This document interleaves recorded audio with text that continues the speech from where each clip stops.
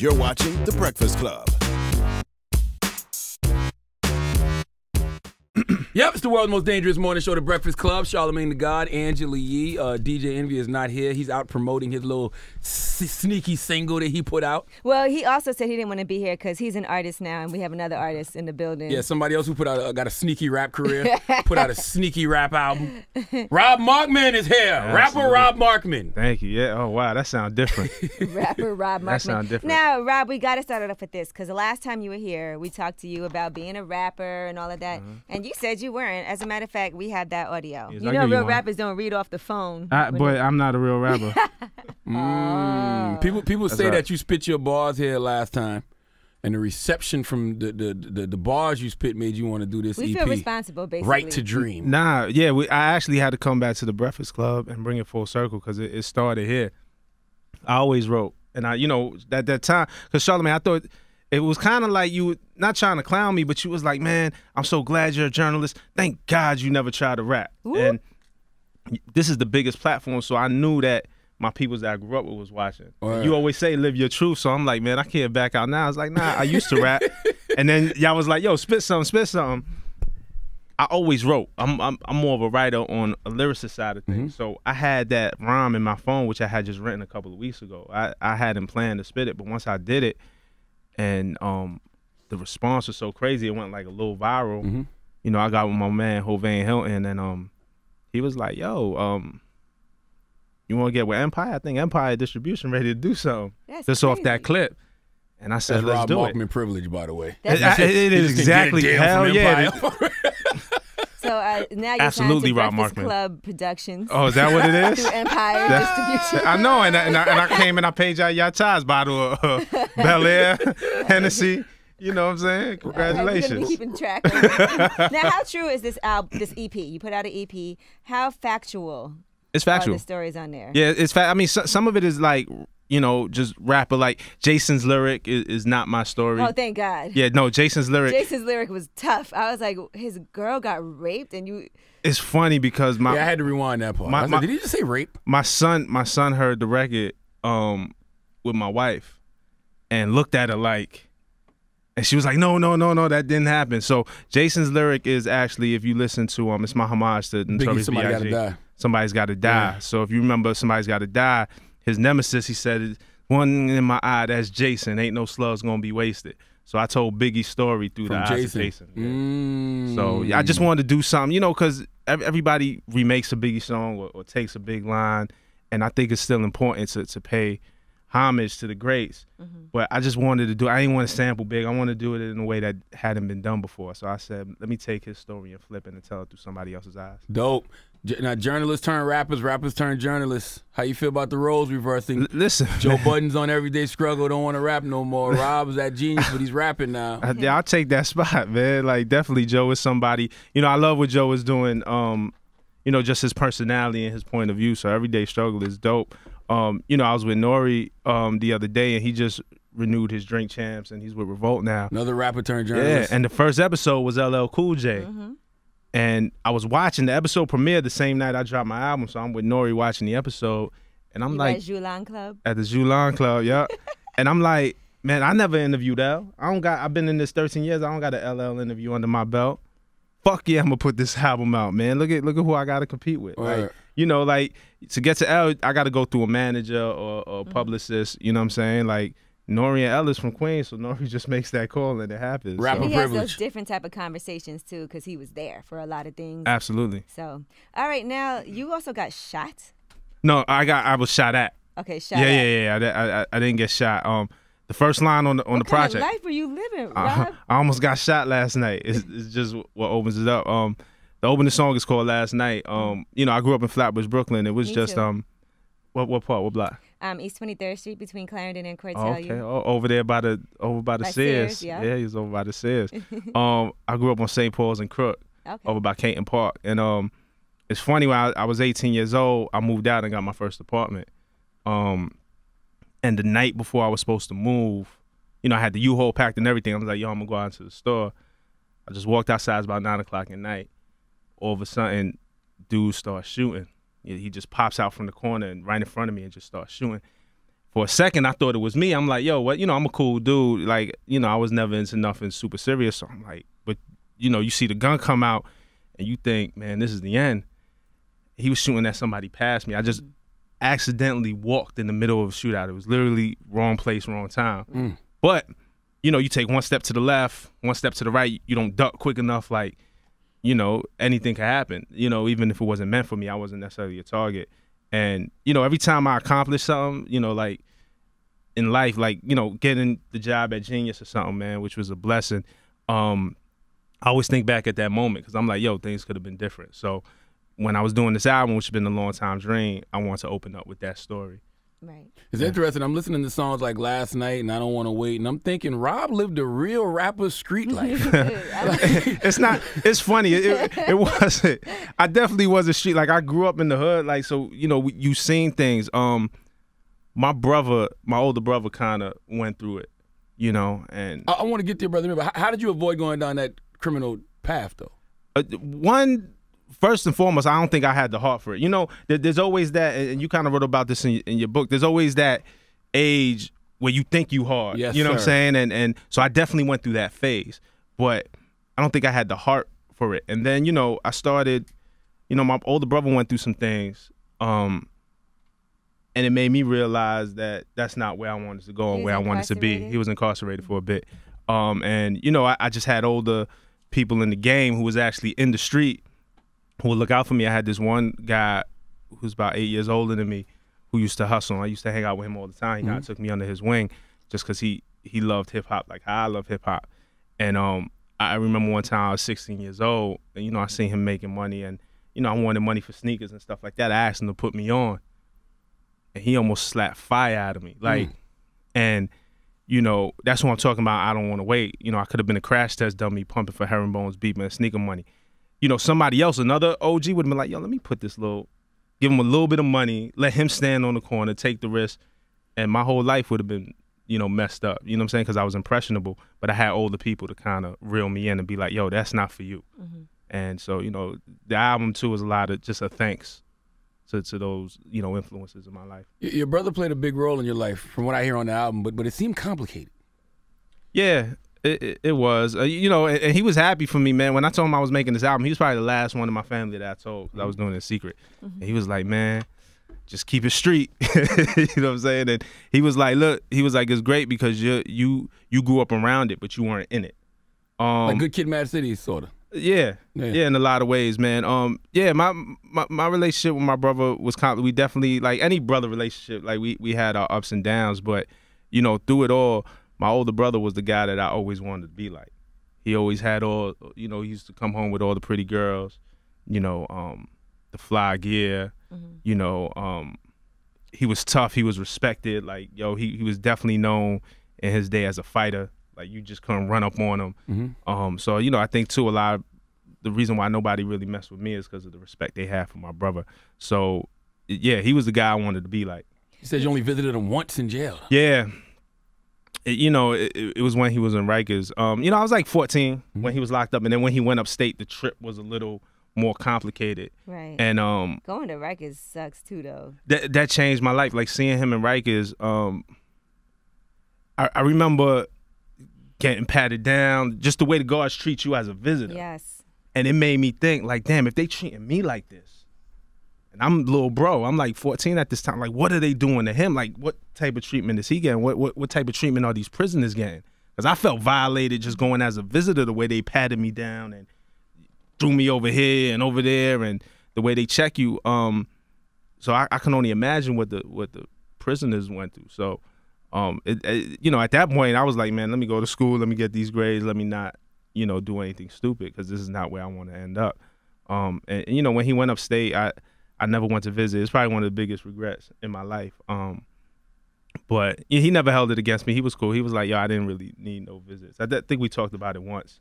You know, he just wanted to kind of do his time or whatever. And he's doing great now. Like, he's out. Like, man, he got a crib. He got a dope job, a dope wife, dope kids. Like, he's really doing his thing. So, you know, I want to tell that side of it, too. Like, he came out on the other side. All right, man, my brother's doing great. Dope. Now, you talk about growing up listening to hip-hop, and that was your thing. Like, who did you listen to growing up? I absolutely listen to Nas. That's your biggest influence. Nas was a big influence, especially on this project. Hove, of course, being from Brooklyn. You supposed to say Hove first because you from Brooklyn. I know it's supposed to be Hove big, then Nas, just off the borough. Jay's my favorite rapper of all time. But I think in this project, there was a lot of moments in the studio where I was like, what would Nas do? I can hear that. Because I relate to Nas' story. Again, I don't think Nas was like the biggest drug dealer, the biggest kind of street dude, but he was around it. So a lot of it, he was able to paint that picture very vividly. Looking out my project window. Absolutely. Yeah. And I definitely got to put Scarface on that list too. Yes. Like I listened to a lot of Scarface. Scarface changed my life when he dropped The Fix. I think, I wasn't baptized until I chose to be baptized Catholic when I was like 22. I think The Fix just celebrated 15 years. Yeah, Fix just celebrated 20 or 15? No, 15 years. Yeah. And part of the reason there was a lot of things that led me to get baptized, but I remember The Fix was like a soundtrack to that. Like I feel like through music, Scarface helped me get closer to God, my relationship with God. How many artists reached out to you when they found out you were doing this album? We know Wiz has some things to say, but I'm sure a lot of people did because everyone knows you. You've interviewed everyone. They look at you as one of the top journalists. Except for LL. Except for LL. Yeah. LL, I'm waiting on that call, man. What can we do? Yeah, the feedback was great. Like, man, when I saw Pusha T quote one of my bars from the single "I Don't Want to Wait" on Twitter, was crazy because I didn't even send Pusha that record. And it just made me think about how many lines the clip said that just messed my whole head up. And for Pusha to be impressed or impressed enough to, put it on his Twitter, that was pretty cool. Is when I said I could have been a crash test dummy, pumping for herringbones, beeping, and sneaker money. I guess that sort of struck a chord with him. But feedback has been great, man. Lil B hit me up. That was dope. Lil B, the bass guy? Yeah, he was like, yo, this is the bass guy, man. I see you out here. Like that. That was cool. I ain't speak to B in a minute. Royce the 5'9", had some dope things to say. And, when I was in the booth, more so than critics, because I knew, I was like, damn, me kind of coming from a critical background and then jumping in, man, I'm going to get it. I'm going to get judged hard. But when I was in that booth, it was more so like, well, I just want to be good with the Pusha T's and the Royce the 5'9". First I want to be good for myself. Yeah. But, eventually I'm going to have to interview these guys again. So I don't want them looking at me.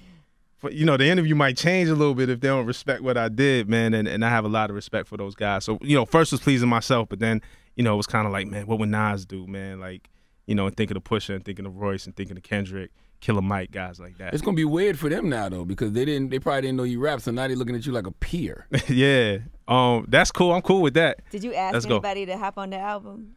Yo, Kendrick, man, we did that. Nah, yeah, I ain't asked Kendrick, because that's the ultimate Chico. Look, like Charlamagne said, it's raw privilege, right? Yeah. I definitely had a lot of raw privilege, right? But I didn't want to be corny. I thought that might be expected. Right. Like if I come in with a bunch of guest features, I wanted to hold my own. I felt like I had to prove, first of all, to myself that I could do it, and then secondly, prove to the listener that I think it'd have been corny. It would have been almost like a crutch. It's also kind of hard to ask that too. Yeah. I would feel like because now it's like, man. Plus, I got pride. Like rappers is different. Like it is. Like I'm not gonna. I might ask you for a verse once or twice, man. But once I gotta hit you 3, 4, 5 times, man, it's like, man, I don't need it. That young lady singing on the record is dope, though. Oh, that's Kirby Morier from Miami, Florida. Yeah, it was just because I wrote the hook, but I Don't Want to Wait, and I kind of sung it and put my melody down for it, and when I was in the studio, I tried it, but I was like, this is not gonna work. You was singing? Trying to. You sure you don't have a ghostwriter, Rob? Absolutely not. This album sounds very, very good. All right, I'm gonna be honest with you. Well, thank you. That's a fucking compliment, my brother. Thank you. No, but I'm listening. I'm like, there's certain records that Rob's making. I'm like, you ain't just. I mean, I know you didn't. You ain't just start rapping, Rob. Like, no, but that was the thing I told you when I was here. Was the whole thing. It was like, I've been doing this, since I was 12 years old. Were you trying to get him to do some of his original? Right. I just couldn't remember, and I still wrote. Even when you see me doing interviews, I'd be like writing rhymes and. But you know how to make songs. There's lyricists that have been in the game for years, and we always say, but he can't make a record. Right. You know how to make a record. By the way, he just performed at the Barclays. I absolutely did perform at the Barclays on, what's today? What's today? Thursday? Today's Wednesday. I don't even know. I'm a rapper now. I don't even remember the I name. don't know the days. Yeah. So I performed Tuesday night at the Barclays Center, man, with Logic. Logic brought me out on stage. And wow. That was a moment. Like, because I used to battle. I'm from Flatbush, and I went to school at Brooklyn Tech.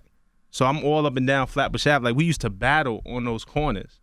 And I was at the Barclays looking up at the Jay-Z banner that sold 8 nights in a row and the Biggie Small 72 banner. And, like, dog, we really, if nothing else happens again, dog, I performed at the Barclays Center. Dope. You can't tell, it ain't shit you can In tell Brooklyn. me. You know, In Brooklyn. We talked about how, growing up, some of us had to, like, pretend to be hard, so to speak.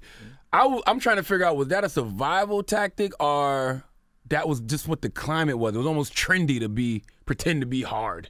You know what I mean? I think it was a survival tactic. I think it's a little bit of both, but, like, you ain't want to, like, look like food. Like, you definitely had to, even if you wasn't out there looking for trouble, you had to be able to protect yourself. Right. Because they'll mess with you if you walking around looking all soft. You gotta at least appear like, all right, just leave him alone. Especially in Brooklyn. It amazes me now because I remember growing up, like, just seeing kids walking around with Jordans or walking around with their iPhone out. Like, it wasn't enough to have the Jordans to be cool. You had to have the Jordans and be able to keep them.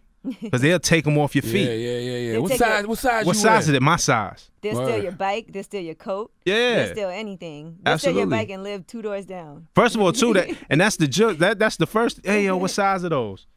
That's the first sign of trouble. Oh, of course. What size? My size. And you keep it moving.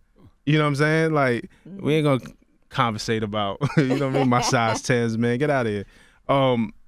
But so, yeah, like, you had to be, even if you wasn't the toughest, like, you had to kind of walk around with a screw face on and just so they wouldn't test you, you know what I'm saying? And you still get tested and you had to defend that, you know what I mean? That was just part of growing up. Like, your EP channels a lot of old Brooklyn.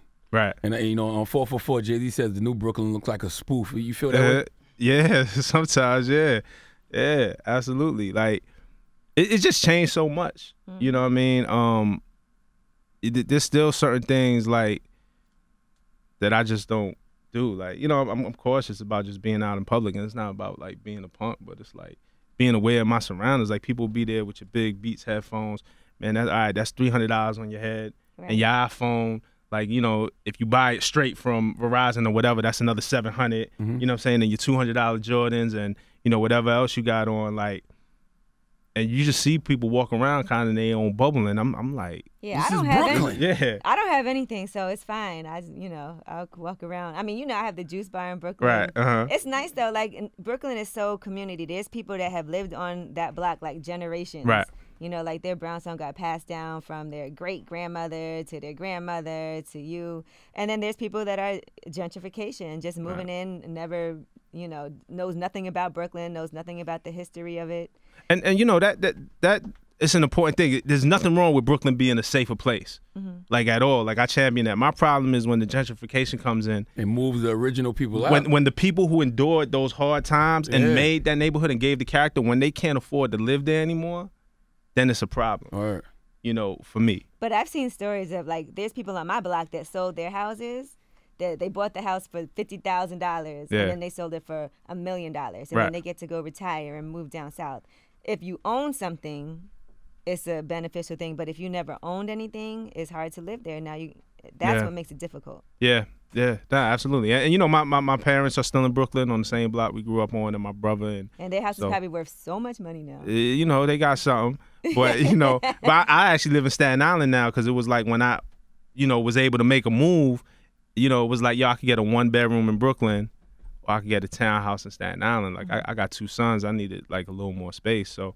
It's hard getting back and forth from Staten Island. Yeah, it is. You got the ferry. Yeah, but driving now, doing a little something. That toll is expensive. The toll is expensive. It's interesting because I'm from South Carolina, so I'm not from here. So music is what would paint these pictures of these places for me. So, like, when I hear Jay-Z's "Where I'm From," that sounds so much like old Brooklyn and the Brooklyn I used to hear about. But now when I hear Marcy Me, that's like the gentrified version of where I'm from. And it reflects what Brooklyn is now. And I've seen that and, I've walked through that. I've lived that part. Right, yeah. That's the power of hip-hop. Is the same way you say being from South Carolina, listening to Jay. Like, growing up listening to NWA or Ice Cube or Snoop. Absolutely. Like, I had never been to L.A., but, I felt like I've been to LA or you know, Port Arthur, Texas, and Houston listening to UGK, or Memphis listening to 8-Ball and MJG. Like, that's the power of hip hop. And you know, it was important for me when I was making this album to not, you know, first of all, I don't know right now if I have it in me to make a Bad and Bougie. You know what I'm saying? Or some Atlanta. Atlanta's popping right now. Like, there's no debate about it. Atlanta is for well. My birthday is close. You know, the funny thing about Ben's for my birthday is it definitely has a trap beat. I didn't pick the beat. What happened was I literally wrote that song in my sleep. Like, it came to me in a dream, and I'll explain to you. I was driving a Hov. Nah, listen. I was driving a Jeep Grand Cherokee, which was on its last legs. The transmission was going out, and I had a dream. You know, one of them dreams where you know you dreaming, but it feels like you up. It's real, yeah. So I had a dream that I woke up and looked out my window and saw a Benz in my driveway, and then I wake up right after that, and I go to the window to check to see if the Benz is there. That's still broke down ass Jeep there, and I said, damn, I want a Benz for my birthday. It was 2 weeks for my birthday. Damn, I want a Benz for my birthday. And I was like, yo, that's some rapper shit. That's a hook. So I ran downstairs. I have like a little Pro Tools setup in my basement. Ran downstairs and just recorded the acapella. I want a Benz for my birthday. You know, I think it falls on a Thursday. Oh my God, I've been working so hard. I'm gonna pull up in this car like, bitch, I deserve this. Just recorded acapella. Sent it to my man and said, listen, I just came up with this. Can you just make a beat around it? And that's the beat that he made, and then I wrote the rest of the song to that beat. Wow. So now your manager is Hovain. Hovain is definitely my manager. He's the Greg Popovich. Feel like Popovich and Duncan in their prime. And we all know Hovain from formerly Troy as manager. Yeah. Has that caused conflict between you and Troy? Because we all know Troy and Hov aren't seeing eye to eye right now. Yeah, nah, it hasn't caused a conflict. Like, you know, my relationship with each of them was separate. You know what I'm saying? And Hovain was the guy that I would always run to for just advice. Yo, how do you get this deal done? How do you do this? Because he's really just one of the best at it. And so him becoming my manager happened naturally and organically. So I think whatever happened between him and Troy, Hovain would have ended up managing me anyway. Like, managers could have more than one artist. Like, you know, Scooter Braun has Kanye and Vic Mensa and Justin Bieber and Ariana Grande, and nobody thinks nothing of it. So, you know, I like to think of Hovain as my Scooter Braun. We got a couple more amps to get, man, but let's get it. Are you going to go on tour? Hovain says yes. Yeah, we definitely like looking for shows and a run. You know, it's hard because, you know, I'm still a genius. I still love journalism. This is not me trading journalism for rapping. This is me doing both. You know, in the same way I feel like Diddy and Hov taught us. They add so much on to their hustle, and this is me adding on to my hustle. So, you know, with me being that genius, you know, routing the tour might be tough, but I think we have a good idea for like a unique possibility, you know, type of tour that nobody's ever done before. Because I think I'm in the unique position where, you know, not only am I rapping, but it's motivational, I think, and I'm trying to really be an inspiration for people to follow their dreams and not be put in a box. Like, your reality might be your 9 to 5 and you dreaming to do something else. You could do it too. A lot of misconceptions is like, yo, in order to get your dream, you got to quit your 9 to 5, and I see a lot of people say that, and I don't think that's necessarily true. Yeah, you can deal with your reality, you know, and live your dream at the same time. Yeah. How has your sneaky rap career allowed you to flourish as a journalist? All this time, we just think that, you know, you're just a guy going over lyrics, not knowing you're really going over them because you're a lyricist. Does this mean these artists aren't going to let you preview their albums before they come out because you might? Well, you know, I don't want to throw no shade, but Envy let me preview a couple songs that I know you guys ain't here yet. Yeah, we definitely heard Envy. So now it's different when you're an artist. He's like, yo, come here, I want you to hear something. Like, I think if I was just media, just a journalist, Envy wouldn't have pulled me to the side like that, but he sees what I'm creating. And then he didn't even show up for the interview. I know, man. He said, I got to go run and promote. I said, look, bro, I understand. Got fired. They fired for real? He definitely got, he definitely got one record that's like a world record for the type of clubs that's like, I can't get in. Like, the type of clubs I gotta be like, yo, I'm on Envy's list. You know what I'm saying? It's like a real worldwide record. Then he got another hood joint. I can't say, man. He gotta say for himself. I can't do that. Sneaky rap careers going on. Yeah, man. Well, my album's dropping. Let's go. But how has it allowed you to flourish as a journalist, though? Like, what skill sets did you take from being a rapper into the journalism world? You know what is funny? Daytwan Thomas, who's the editor-in-chief of Vibe magazine. My guy. Daytwan. Yeah, Daytwan used to be the editor-in-chief at XXL when I was there for a time, and he found out that I rapped then. He knew. And he was like, yo, that's why your interviews, artists fuck with you because you asked the questions because I understood the process. Even though I wasn't that successful, nowhere near as successful as the artist I was interviewing, I knew what it took to put a 16 together or to write a song or try to make a song. So I think it's always informed my interviews. I think that's why my interviews have always been a little different throughout my career. And I think now it's going to help me just get even deeper. Like, again, I think, to put a project out, it takes a lot of guts to put your vulnerability out like that. And, I think artists go through that every day, and some are more secure than others. So, I hope that a lot of artists respect it and know where I'm coming from now. So when we sit down, we can have even more in-depth conversations. What did Sway? What did Sway say? What did Sway? The legendary Sway. What did he say? Sway encouraged me. Definitely put the battery, and charged me up. Sway used to rap.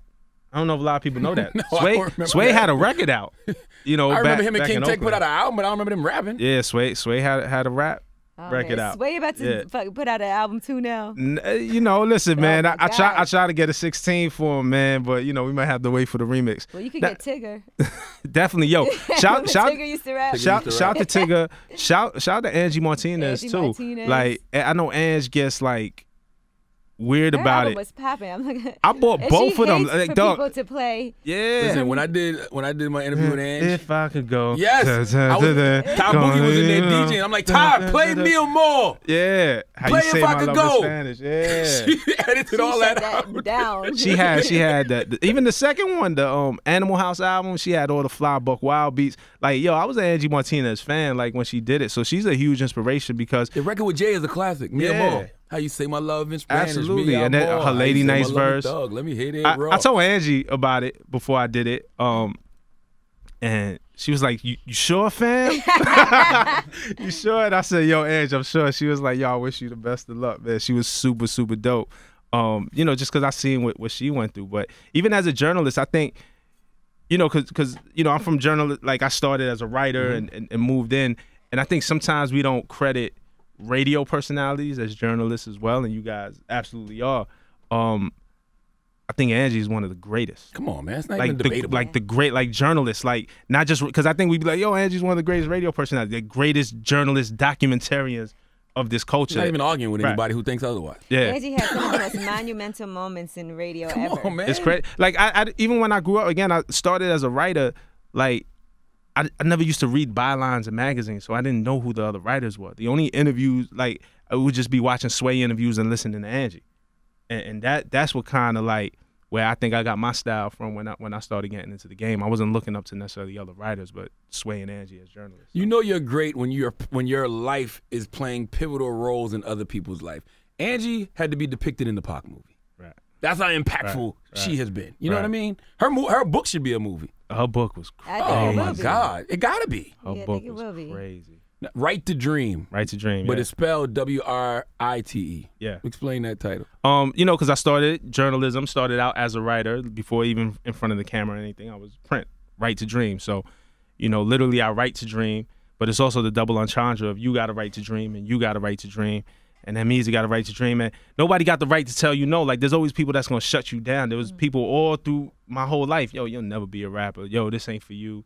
And nah. Like, you know what I'm saying? Like, joke's on you. And maybe I took an unconventional route, but these dreams are unattainable. Like, yo, I spit raps. It wasn't a #1 pop record. I didn't sing. I spit raps over Shook Ones in the Barclays Center. Like bars, like metaphors, and I can't take that away from me. It happened. Right. It's done. Like, and it just motivates me to get more. So yeah, it's my right to dream, but I also want to inspire others, man. Like, I want it to be a conversation as to why we don't support each other more, why we look at each other crazy when people try to step outside the box. So that it's they not put us after in. your dreams. You have the right to dream. Yeah, nah, you got the right to dream. Shout out to Diddy, but nah, you got the right to dream, man. I say fuck your dreams when they're not your dream. Right. You know Now what I let mean? me ask you this: so you did this pretty quickly? Were a lot of these lyrics written, or did you actually go in? Yeah, this in the from- cut. Don't listen. Nah, I started recording in October 2016, and the album was done by like February 1st, first week of February. Yeah, I wrote most of it then. Some of them were concepts that I had. Like last night, I always knew if you listen last night and this morning, or the intro and outro over the same beat, they're like bookends. You know, I always had that concept. I knew, man, if I ever do an album, I want the intro and outro to have the same beat, and I want to tell this story from 2 different perspectives.